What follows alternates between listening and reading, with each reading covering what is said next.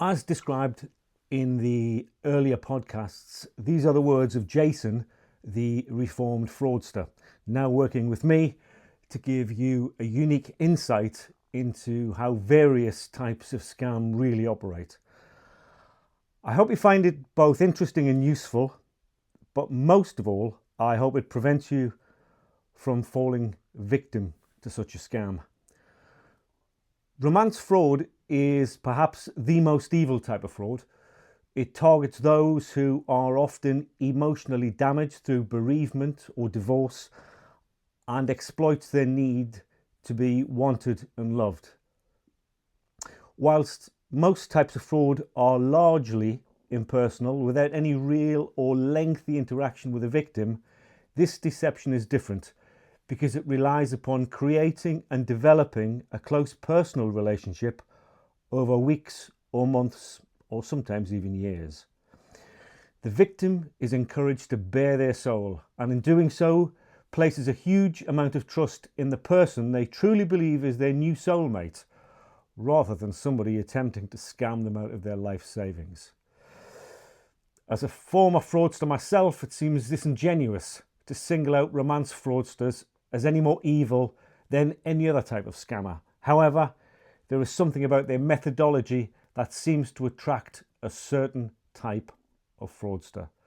As kids, they probably secretly tortured cats or insects while their parents considered them to be paragons of virtue, and that ability to turn off their sociopathic tendencies is ideal preparation for a romance fraudster.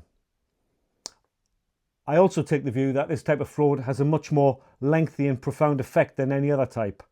The purpose of all fraud is to dupe the victim into giving the money to the fraudster, and clearly this is no different in that respect.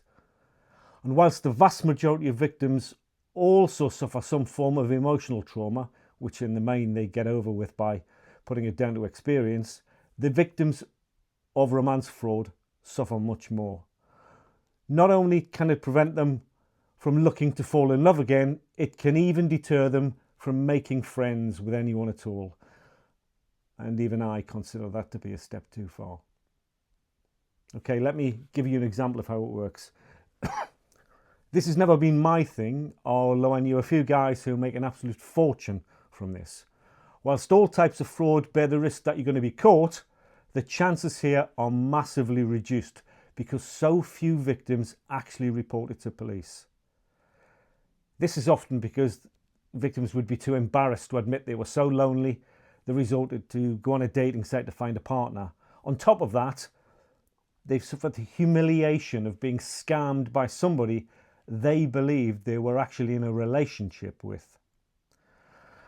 I'm going to tell you a bit about a particular guy who likes to think of himself as an expert in this field.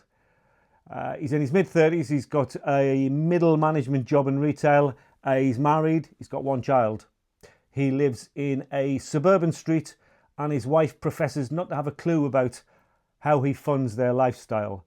Their daughter attends an expensive private school and they both drive cars less than 2 years old. They enjoy first-class flights to exotic locations twice a year and they wear matching watches. His wife must believe he manages their money exceptionally well, or she's ignoring the blindingly obvious. His salary is about, I'm guessing, about 60,000 a year, but his lifestyle, you'd need to earn 6 times that. If anybody asks or makes a snide comment about how well they live, she passes it off on his luck with the stock market. He indulges his hobby in a small bedroom he's turned into an office. One wall contains floor-to-ceiling shelves filled with box files.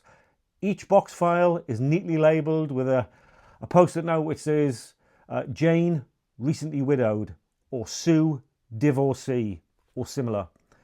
And he adopts a different persona for each category. To widows, he'll be the doting husband who recently lost his wife. His approach to divorcees would be diffident, slowly exposing the reasons behind their divorce before deciding on how to best befriend her. The common factors in both of these categories are A, these women are lonely, evidenced by the fact they're on a dating site. B, there's a good chance they've got money, either from their husband's will, if he died, or as a result of their divorce settlement. The latter is of overriding importance, i.e. the money. If they don't have enough money to make it worthwhile, they are of no interest whatsoever. In his day job, he would simply regard this as a cost-benefit analysis. At this point, it might be worth pausing to reflect for a moment as to what guy can play football with his child, sit down for a family meal, read them a bedtime story, and then sit down at his computer and shamelessly manipulate somebody who yearns to be loved or is at the lowest ebb following the death of a partner. Whilst he jokingly refers to this as his hobby, and I've got no medical qualifications whatsoever, I think most people would prefer it to be called sociopathic behaviour. So how does he approach Jane the widow? Despite these assurances provided by dating sites that they verify all members, he has never once been asked an awkward question or come close to being rumbled by these oversight regimes allegedly put in place to detect fraudsters. First of all, he needs to create a backstory, a name, together with an email address and a photograph. This is the first step. And he knows there's a possibility that a prospective partner will search the web for the photograph he supplies. This is done via something called a reverse image search, and that shows you where else on the internet that image might appear. But he's found various ways around this. The one I find most ingenious is to approach a good-looking couple in the street, and he'll say to the guy, "Wow, I can't believe it, you're the living double of my wife's brother."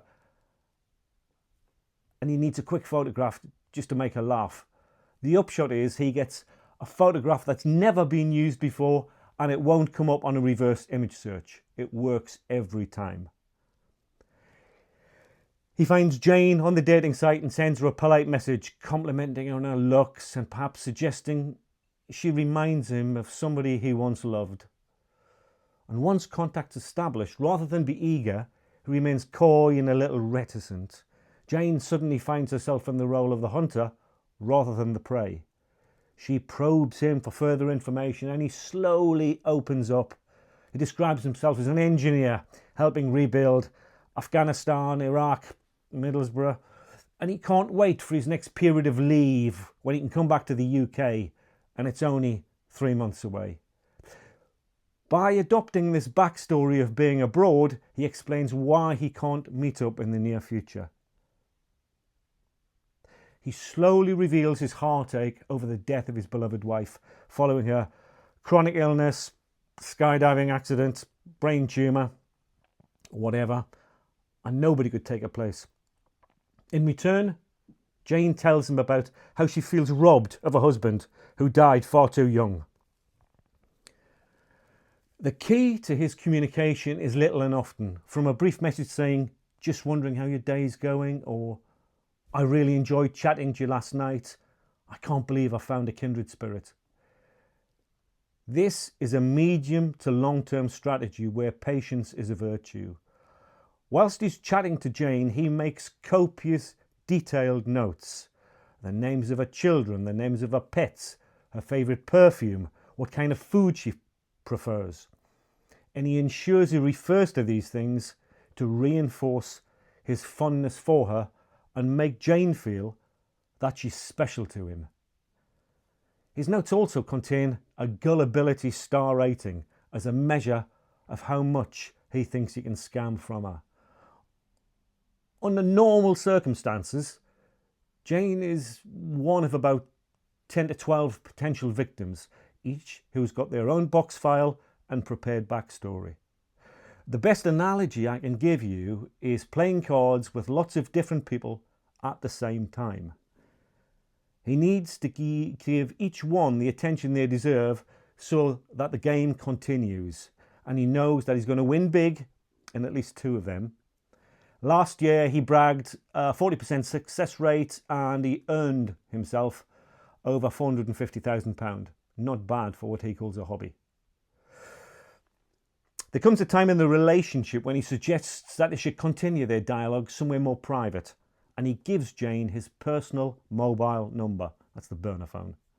In reality, it's a burner with a pay-as-you-go SIM card, modest outlay, but he's trusting Jane with his personal contact details. She feels obliged to do the same. This is known as reciprocity, and it's incredibly powerful. Next time you go on holiday and you're offered a free cup of tea in a souk or bazaar, might I suggest you politely refuse? By accepting this free gift, you subconsciously feel obliged to give something in return, usually your money. There is no such thing as a free lunch. There's not even a free cup of tea. Now that their chat's away from the dating site, he can be a lot more open, and he begins to provide more detail about himself. And this is where he introduces the first test. If Jane refuses to divulge her private email address or insists on staying on the dating site, he drops her like a stone. This is a numbers game, and if she's this cautious already, she's not going to make an easy target later on. There are plenty more where she came from. One of his favourite catchphrases is, dating sites are a target-rich environment. He now needs to test her trust for a second time. He tells her he's on a business trip in a remote part of the host country and has lost his wallet with his tickets, his cash and his cards. He needs to buy a new return ticket for £90, and if she lends it to him, he promises he will send her the money back the following day. Jane feels a bit awkward but doesn't want to jeopardise things and agrees to his request. She wakes up the following morning, the money's already been repaid into her account, and there's a dancing little emoticon attached to an email saying, "Thank you for trusting me." The truth is, he's never left his bedroom, and she passes the test with flying colours.